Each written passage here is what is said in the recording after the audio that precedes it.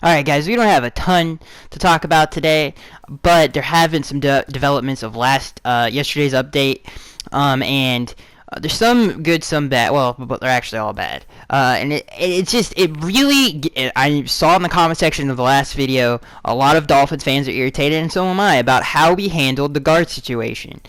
It was a terrible way to handle it. Obviously, the Miami Dolphins have re-signed Jermon Bushrod after yesterday's report that sources say that Jermon was a fail-safe more than a solution at the guard position. That's how the Dolphins viewed him. It's just weird. How we handled the guards in the free agency period is best summed up as the worst way to mishandle. It's just a mishandling of it. It's the best way to sum it up. We just mishandled it. We really did. There were guards galore in this free agency period. We had a problem at both guard positions because we just traded Brandon to Jacksonville. We just kicked Laramie to left tackle. We had a hole at left guard, and we have a hole at right guard, and we didn't do anything about it. And it makes you wonder what the first round is going to look like with the 22nd overall pick at the draft, because now, do you really take a hard look at Forrest Lamp? Because obviously Forrest Lamp has been described as the second coming of Zach Martin, and obviously by NFL scouts. I'll put the article up there by a ton of NFL scouts that have said this guy is the next Zach Martin. The only problem with him is his reach, which doesn't matter for us because we'll play him at guard, not tackle. The other thing about Forrest Lamp is he's very versatile. He can play all positions on the offensive line: right tackle, left tackle, center, right guard, left guard. He can play any position you want him to. But do the Dolphins take a serious look at him in a first round that is so heavy with defensive talent? Is a great question to ask, because where do we sit as an organization in the first round with the 22nd overall pick? Excuse me. With the 22nd overall pick, where do we sit, and what decision do we make? Because now we have a hole at the other guard spot. And we don't, to be honest with you guys, Ted Larson. I think he started 8 games last season, which is not good. And don't get me wrong, I think Ted Larson, he obviously comes from an offense in Chicago with John Fox and Jordan Howard where they ran the ball a lot, and that's good because it fits our scheme. That's his strength, is run blocking.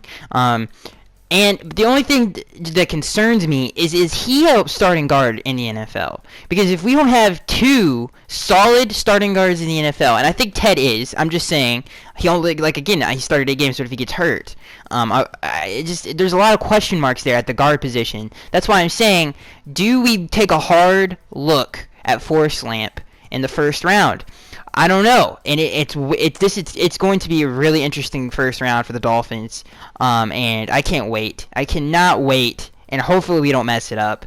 And frankly, I'm sick of drafting guards to begin with. Now, I don't mind drafting somebody who has the talent of a Zach Martin, because that would be amazing if we got an All-Pro, guard. That would help Tannehill. That would just help the offense overall. We would score more points. It would be great, but I don't want to draft a guard in the 3rd round like we have in the past since Tannehill was our quarterback. I mean, we saw what happened with Shelley Smith. That wasn't a good thing at all. We saw what happened with Billy Turner, and that was a terrible situation. We saw what happened with Dallas Thomas. That was a terrible situation. All 3 of those guys are not on the Dolphins anymore. And frankly, they shouldn't be in the NFL anymore. That's how bad they were. Those were terrible draft picks. Terrible. So I don't want to I'm sick of drafting guards in the 3rd to 4th round. I just don't want to do it anymore. We should just stop now. Stop wasting draft picks.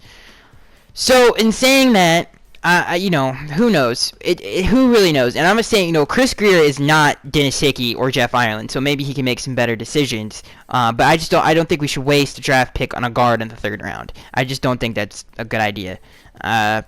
We have too many situations we need to figure out. We need to figure out if Nate Allen's going to be our starter next year. Hopefully he won't be. We just need to figure some things out there. We need to figure out Nate Allen. What are we going to do? We need another linebacker. We need a defensive tackle to play behind Jordan Phillips. It's going to be very interesting. We need a young pass rusher because Cam Wake's getting old. This draft is going to be so crucial to the 2017 and the future of the Miami Dolphins. It really is. And I don't mean to sound gloom, because I do think this roster offensively is more talented than it was last year. I do feel that way. I really, really do. Because we had the same problems with our offense last season. We could not stay healthy, and we did win games when they weren't healthy, when they were out. We had people like Craig Ubrick starting on the offensive line, Anthony Steen, and Sam Young at the same time starting on the offensive line. So this Dolphins team can win. I'm just saying we need to take that next step. We need to win playoff games. We need to be consistent every single year. So we can do it without the offensive line. That's not what I'm saying. I don't want it to sound like this is gloom and doom. I'm just saying it would be nice to have this figured out. And we're gonna have to see in the first round.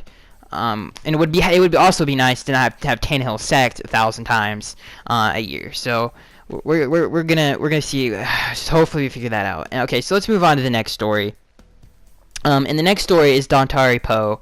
He has signed with the Atlanta Falcons. Obviously, this isn't really news to us, but I do want to get into the discussion of Jonathan Hankins and where his status is with the Dolphins. And Jonathan Hankins' status with the Dolphins is he's not going to be a Dolphin. He's asking around $8 million annually, which is a little ridiculous for Jonathan Hankins, who's a nose tackle, and he's going to play 2 downs at most. So we're definitely not going to pull the trigger on that, and that's one of the reasons we didn't pull the trigger on Poe. I think we really kind of were concerned with Poe's back issues. I think that was another problem there, and the money was probably the biggest reason. But yeah, so going on, so what are we going to do now that we know that Jonathan Hankins is not going to be a Dolphin because he's asking for $8 million annually? If we somehow got him, that would be a miracle. And Poe obviously is off the board with the Falcons. A lot of people bring up Senderick Marks. Senderick Marks is not a nose tackle. He's more of a not space either. I was about to say space. He's more of a pass rushing guy. That's what he's done well throughout his career. Obviously, he's had double-digit sack seasons. The closest thing to, and this is nothing to do, because this does not feel that need in the space-eating nose tackle defensive role that we want. But if you look at how we used defensive linemen last season, and Vance Joseph masterfully used our defensive linemen last season, obviously taking snaps off of Wake by using Jason Jones or Terrence Fede. We've done that in the past with Derek Shelby. Obviously, we didn't do it last season. He was on the team. But we did that with Jason Jones. Andre Branch, obviously, we subbed him and out a lot. Vance did that a lot last season. So I think when we're looking at the defensive tackles remaining, I think Jared Odrick could make a nice homecoming to the Miami Dolphins. I think he fits that role of coming in on first and second down, of being a good run defender, a solid run defender. He's not a bad pass rusher. He's an okay pass rusher. His first year in Jacksonville, he grabbed 5.5 sacks. Last season, he only grabbed 1. I think his second year with us in 2011, he grabbed 6. That was his best season in terms of sack numbers. But I think he could come in and play that Jason Jones role of taking snaps off of Branch. I think William Hayes is going to have that role with Wake. He's going to probably be in on first and second down. But either way, I think whoever is on the field, maybe on first, second down, Wake's on here, and maybe Andre's not. However that's going to work, however we're going to use sub in and sub outs, because obviously it really worked in Wake's favor last season of taking snaps off of him. So I think signing Jared Odrick, he could come in for real cheap and add depth to that defensive line, because he can play inside and out. He can play at the end positions and inside a defensive tackle, and I think he could add a good run presence there, because when he was with us, he was on those defensive lines that did not do well, but that was not his fault.